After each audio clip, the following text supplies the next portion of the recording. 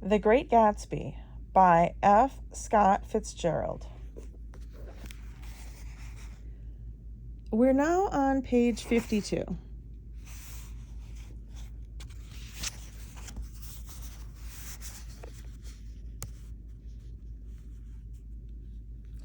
Whenever he sees I'm having a good time, he wants to go home. Never heard anything so selfish in my life. We're always the first ones to leave. So are we. Well, we're almost the last tonight, said one of the men. Sheepishly,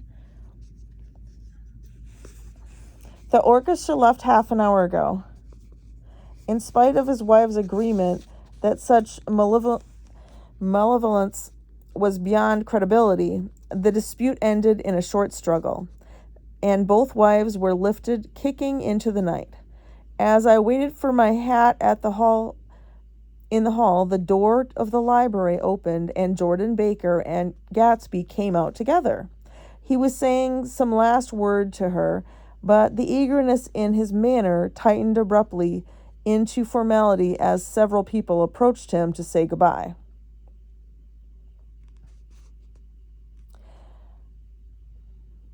Jordan's party were calling impatiently to her from the porch, but she lingered for a moment to shake hands. "I've just heard the most amazing thing," she whispered. "How long were we in there?" "Why, about an hour." "It was simply amazing," she repeated abstractly.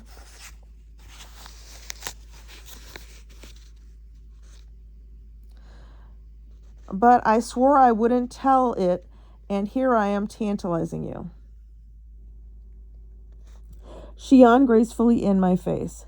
"Please come and see me. Phone book, under the name of Mrs. Sigourney Howard, my aunt." Her brown hand waved a jaunty salute as she melted into her party at the door. Rather ashamed that on my first appearance I had stayed so late, I joined the last of Gatsby's guests, who were clustered around him. I wanted to explain that I'd hunted for him early in the evening and to apologize for not having known him in the garden.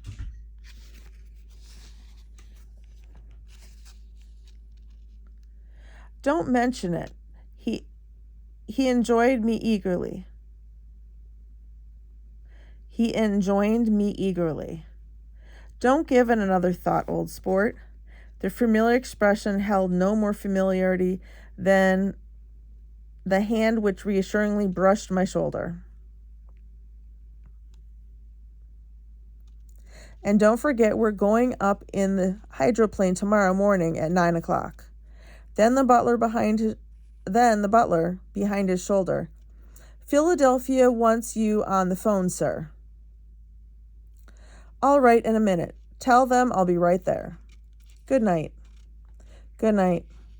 "Good night." He smiled, and suddenly there seemed to be a pleasant significance in having been among the last to go, as if he had desired it all the time. "Good night, old sport. Good night." But as I walked down the steps, I saw that the evening was not quite over. 50 feet from the door, a dozen headlights illuminated a bizarre and tumultuous scene. In the ditch beside the road, right side up, but violently shorn of one wheel, rested a new coupe which had left Gatsby's drive not 2 minutes before. The sharp jut of a wall accounted for the detachment of the wheel, which was now getting considerable attention from half a dozen curious chauffeurs. However, as they had left their cars blocking the road, a harsh, discordant din from those in the car had been audible for some time, and added to the already violent confusion of the scene.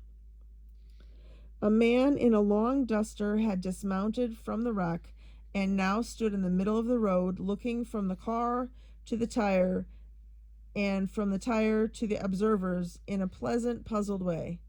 "See," he explained, "it went in the ditch." The fact was infinitely astonishing to him, and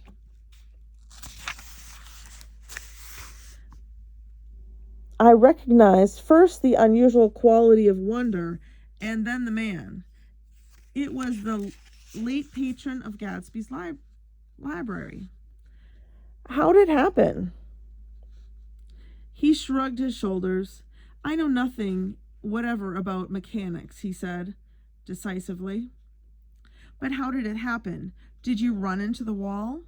Don't ask me, said Owl Eyes, washing his hands of the whole matter. I know very little about driving. Next to nothing. It happened, and that's all I know. Well, if you're a poor driver, you oughtn't to try driving at night. But I wasn't even trying, he explained indignantly. I wasn't even trying. An odd hush fell upon the bystanders. Do you want to commit suicide? You're lucky it was just a wheel. A bad driver and not even trying? You don't understand, explained the criminal. I wasn't driving. There's another man in the car. The shock that followed this declaration found voice in a sustained "ah" as the door of the coupe swung slowly open. The crowd, it was now a crowd, stepped back involuntarily, and when the door had opened wide, there was a ghostly pause. Then, very gradually, part by part, a pale, dangling individual stepped out of the wreck, pawing tentatively at the ground with a large, uncertain dancing shoe. Blinded by the glare of the headlights and confused by the incessant groaning of the horns, the apparition stood swaying for a moment before he perceived the man in the duster. What's matter? He inquired calmly. Did we run out of gas?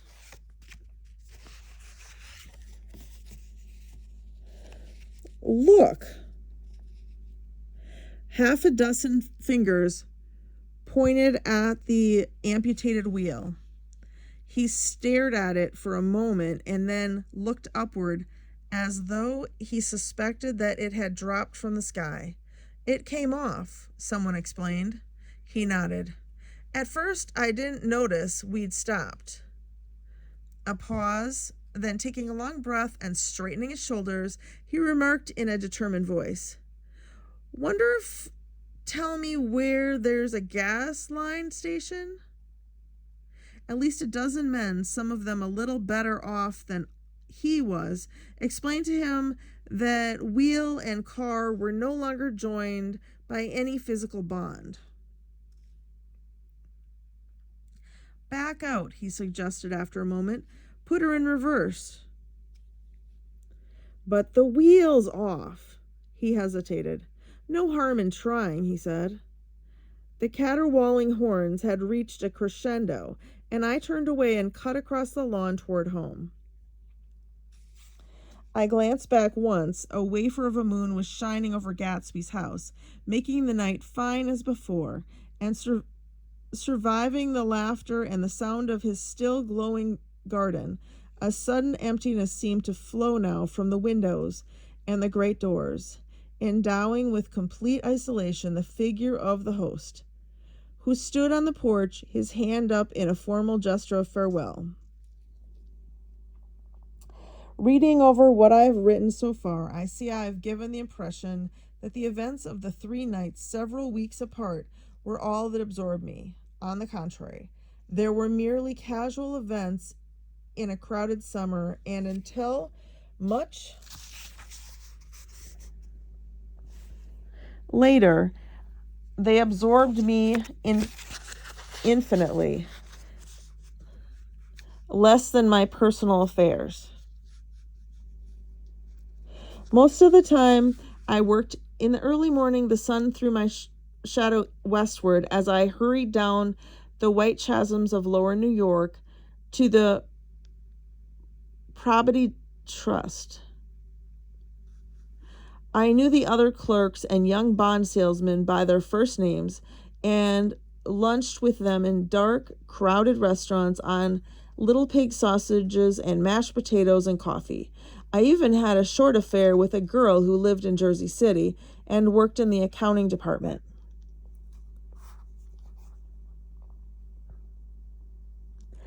But her brother began throwing mean looks in my direction, so when she went on her vacation in July, I let it blow quietly away. I took dinner usually at the Yale Club. For some reason, it was the gloomiest event of my day. And then I went upstairs to the library and studied investments and securities for a conscientious hour. There were generally a few rioters around, but they never came into the library, so it was a good place to work. After that, if the night was mellow, I strolled down Madison Avenue, past the old Murray Hill Hotel, and over 33rd Street to the Pennsylvania Station. I began to like New York, the racy, adventurous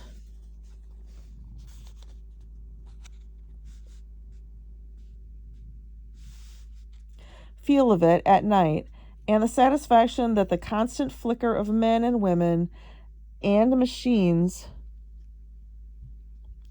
gives to the restless eye. I like to walk up Fifth Avenue and pick out romantic women from the crowd and imagine that in a few minutes I was going to enter into their lives and no one would ever know or disapprove. Sometimes, in my mind, I followed them to their apartments on the corners of hidden streets, and they turned and smiled back at me before they faded through a door into warm darkness. At the enchanted metropolitan toilet, I felt a haunting loneliness sometimes, and felt it in others. Poor young clerks who loitered in front of windows, waiting until it was time for a solitary restaurant dinner. Young clerks in the dusk, wasting the most poignant moments at night and life. Again, at 8 o'clock, when the dark lanes of the 40s were 5 deep with throbbing taxicabs bound for the theater district, I felt a sinking in my heart. Forms leaned together in the taxis as they waited, and voices sang, and there was laughter from the unheard jokes, and lighted cigarettes outlined unintelligible gestures inside. Imagining that I, too, was hurrying toward gaiety and sharing their intimate excitement, I wished them well. For a while, I lost sight of Jordan Baker, and then in midsummer, I found her again. At first, I was flattered to go places with her because she was a golf champion, and everyone knew her name. Then it was something more. I wasn't actually in love, but I felt a sort of tender curiosity. The bored, haughty face that she turned to the world concealed something. Most affectations conceal something eventually, even though they don't in the beginning. And one day I found what it was. When we were on a house party together up in Warwick, she left a borrowed car out in the rain with the top down and then lied about it. And suddenly I remembered the story about her that had eluded me that night at Daisy's. At her first big golf tournament, there was a row that nearly reached the newspapers, a suggestion that she had moved her ball from a bad lie in the semifinal round. The thing approached the proportions of a scandal, then died away. A caddy retracted his statement, and the only other witness admitted that he might have been mistaken. The incident and the name had remained together in my mind. Jordan Baker instinctively avoided clever, shrewd men, and now I saw that this was because she felt safer on a plane.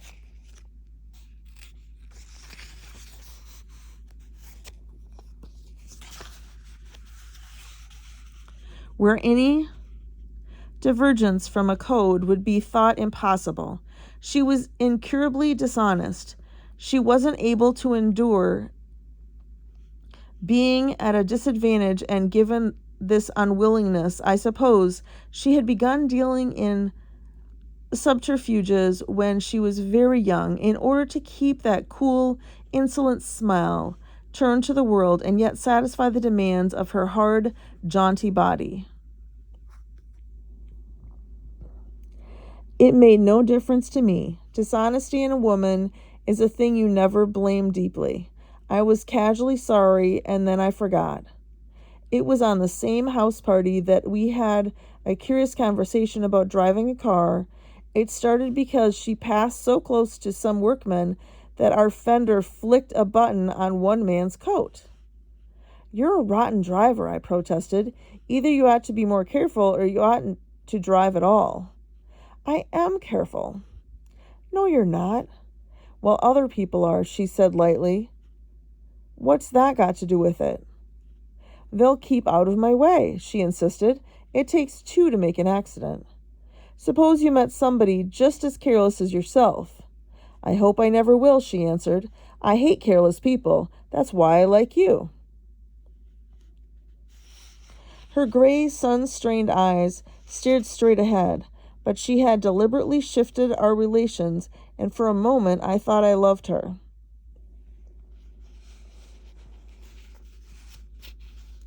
But I am slowly thinking and full of interior rules that act as brakes on my desires.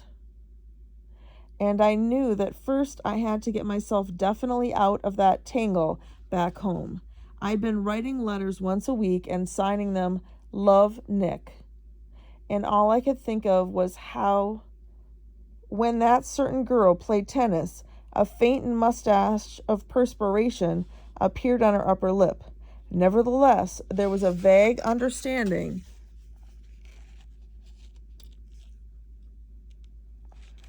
that had to be tactfully broken off before I was free. Everyone suspects himself of at least one of the cardinal virtues, and this is mine. I am one of the few honest people that I have ever known.